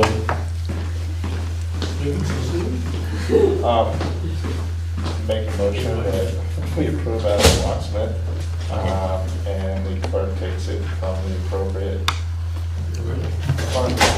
do we have Want to wait a minute? but it's a second? Second. Okay, any further discussion? No? And then just the one clarification, I don't want to do an amendment to an amendment. The clarification is, if it does come from existing funds, then I sign it? Yep. Okay. Yes. All right, so all in favor of Adams Locksmith, Lock and Security, $823 to rekey the Lockify General Access Control services. Once the funds are established to be existing, and if they are, then I will sign it. Please say aye. Aye. Okay, any opposed? Okay. It's passed, thank you. Difficult. Do you have more in that folder? I have a couple of things more. So Hill Farm has a liquor license that needs approval. She's requesting that we vote so they can submit it tomorrow online. Let's see if there's a spot to Any sign it. samples attached? Good luck with that. Yeah, there isn't a spot to sign, so I would just have to notify her that it was accepted. But yeah, I can make the motion, I guess. Or do you want to discuss it first? I was just curious, you said they need a liquor license for a specific date, or? So I think it's the renewal, it says Okay, it's renewal renewal. in process, yeah. Okay. So, I yeah, just wonder why they needed it. yeah, so they already have, I think they already have the liquor license. Okay. And Okay. my understanding is just the renewal, A renewal up there. yeah. Okay, that's all. There's nothing to sign, is there? You just- No, I was just looking through it, there isn't anything to sign, I think she just needs a notification that we talked about it and approved them to get their, So I make a motion that we approve the liquor license. for Okay. the farm. I'll second. Bruce's second, doesn't No matter. discussion. all right, all in favor of Hill Farm's liquor license needing approval, please say aye. Aye. Any opposed? Nope, okay, I'll get that to her also, I said aye. so get that. You voted twice. And the only other thing she wanted me to mention in the folder is Green Up Day is this weekend. Reach out, it's on our website. Reach out to Jeff Dexter at the Energy Committee if you have any questions or want to sign up. And then also the Vermont VT 250, there's a sign down by the road. I think there's an event here in Sunderland on Sunday at the Ira Allen House. I think it starts at 10 if you want to tour the Ira Allen House. More information and links are on our website. I don't think there's anything else in this folder for me to deal with. Okay, any need for executive session tonight? No? Okay, the next business meeting for the Sunderland Select Board will be May 12th, 2025 at 7 p.m. And the final item is adjourning. Can I have a motion to adjourn? So moved. Okay, second? Second. All right, all in favor of adjourning, please say aye. Oh, sorry, do you want to discuss? Aye. Aye, okay. All right, we are adjourned at 8:54. Thank you. Long meeting. Have a good night. Yeah.